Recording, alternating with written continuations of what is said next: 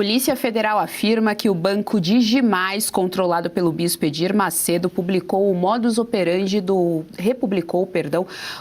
replicou, na verdade, o modus operandi do Banco Master. Segundo a investigação, a instituição teria manipulado demonstrativos contábeis e ocultado a real situação financeira. Olá, boa tarde, Gisele, boa tarde a todos que nos acompanham aqui no Jornal da Oeste, segunda edição. É isso, a Polícia Federal identificou ali semelhanças entre o modus operandi do Banco Master e o Banco Digimais. Isso porque eles se utilizavam, o banco que é controlado pelo bispo Edir Macedo, bispo e empresário, ele se utilizava de certificados de depósito bancário, que é o CDB, para atrair novos investidores. Isso com os CDBs com uma taxa alta de rentabilidade, acima da praticada no mercado. Isso fazia, então, atrair os investidores que se pautavam ali na esperança de cobertura do Fundo Garantidor de Crédito, assim exatamente como ocorria com o Banco Master. Além disso, Geisiane, a PF também viu ligações entre o Banco Digimais e o Banco Master, inclusive incluindo valores. Isso porque, primeiramente, houve uma tentativa de compra por parte de Maurício Quadrado, um ex-dirigente, um ex-executivo do Banco Master, uma tentativa de compra do Banco Digimais por parte dele. Essa tentativa que não foi para frente, porque ela foi brecada pelo Banco Central. Além disso, o Banco Digimais, ele possuía 600 milhões de reais em carteiras de créditos no Banco Master. Essas ligações, então, foram apontadas pela Polícia Federal, que viu, então, semelhanças no modus operandi dos dois bancos, dos dois sistemas, que teriam fraudado ali dados regulatórios e certificados contábeis. Essas informações serviram para basear a Operação Miragem, que ocorreu ontem. Essa operação da Polícia Federal que atingiu 9 mandados de busca e apreensão. Lembrando que o próprio bispo Edir Macedo, ele não sofreu busca e apreensão porque ele não reside no Brasil, ele reside no exterior. Eu volto com você, Gisele.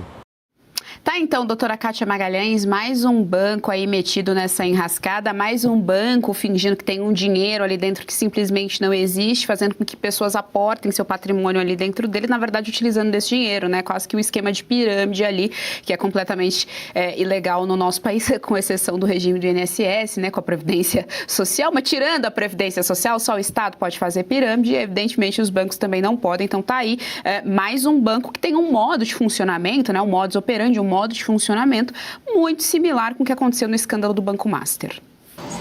Esse caso Master e seus desdobramentos, eles me lembram muito a frase do saudoso ministro Teori Zavascki, quando ele dizia que na Lava Jato se puxava uma pena e vinha uma galinha inteira. É mais ou menos o que acontece no Master. Parece que as autoridades investigativas, o quadro técnico que ainda existe, ainda funciona, ainda bem, pelo menos, esse quadro técnico vai por uma determinada linha investigativa e aí começa a desvendar várias outras instituições que não o Master, várias formas de atuação que reproduzem literalmente esse esquema de pirâmide, de Vorkari, da sua turminha, do pessoal que vendia para muito além do que tinha. Esse banco aí do bispo Edir Macedo, ao que tudo indica, ele inflava os seus ativos, né? Dizia ali nos balanços, prestava declarações falsas, dizia que tinha muito mais em patrimônio do que realmente tinha, e aí levava investidores a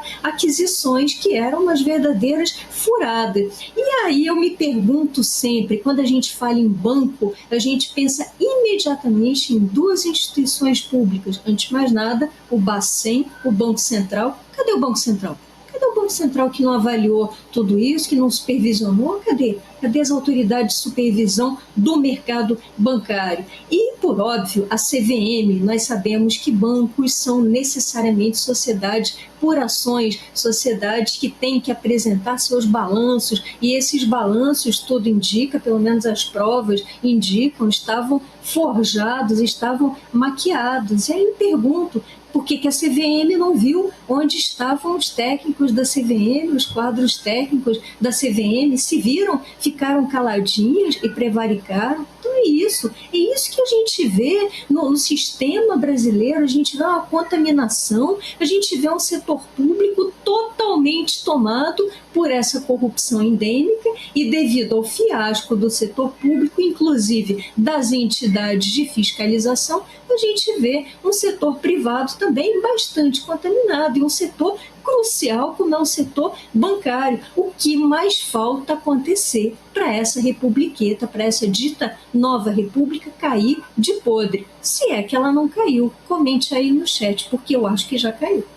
Serrão, eu também quero te ouvir a respeito dessa pauta, quero ouvir aqui a sua análise. As semelhanças não param por aí. Há 2 pontos também que é importante a gente trazer aqui para a nossa audiência.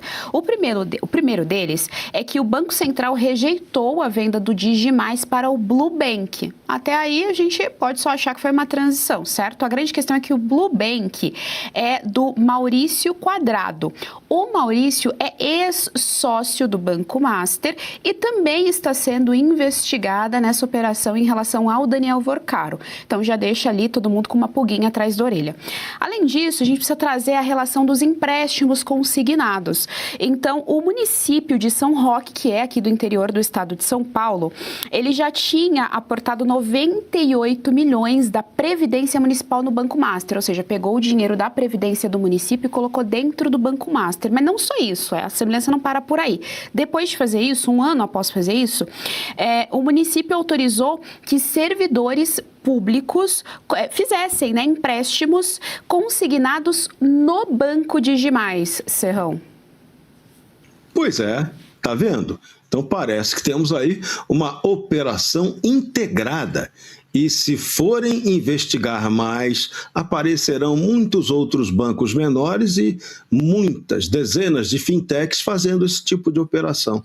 E é curioso a gente ver que o maior escândalo financeiro da história do Brasil, com bancos médios, pequenos, quebrando, ocorre no mesmo momento em que os maiores bancos do Brasil batem seus maiores recordes de lucros históricos, né? É como se a era da perda total, com juros estratosféricos na casa de 15%, fosse realmente, e é, maravilhosa para os banqueiros, embora a Petelândia faça sempre o discurso anticapitalista, um discurso mentiroso contra o poder dos banqueiros. Os banqueiros deitam e rolam na era PT, né? E toda a semelhança entre esse caso Master, DigiMais e outras histórias é tudo muito semelhante também com o que aconteceu lá atrás, no tempo do Petrolão, do Eletrolão que ficou impune, de todos os grandes escândalos de corrupção no Brasil. Todas as operações são parecidíssimas. O Brasil não muda, o Brasil não vai mudar, não vai deixar de ser um país corrupto, não vai deixar de ser um país em que investidor, pequeno investidor, é feito de minoritário, né? É sempre lesado no final das contas, isso não vai parar. E agora mexeram com o banco, que mexem com a figura poderosa de Edir Macedo, que é o líder máximo da Igreja Universal do Reino de Deus e que também é alguém que controla um partido político, o Republicanos. Então, o bicho vai pegar nessa história. Aguardem a segunda parte, porque daqui a pouco vem o retorno do Jedi Macedo, porque ele não vai deixar essa brincadeira barata usarem o nome dele, aparentemente para tentarem esconder outras histórias de escândalos muito maiores. Se o banco tinha problema, a autoridade monetária tinha obrigação de saber se tinha problema. Agora, se o banco tinha problema, como é que ele estava desde abril em negociações com o BTG Pactual para fazer a sua transferência de capital e de ações? Como? Explica. Ninguém explica? Não vai explicar? Ou vamos ter que aguardar até sexta-feira acontecer algo de pior com essa instituição financeira? Realmente, o Brasil está se tornando um lugar impossível para um capitalismo com mínima honestidade.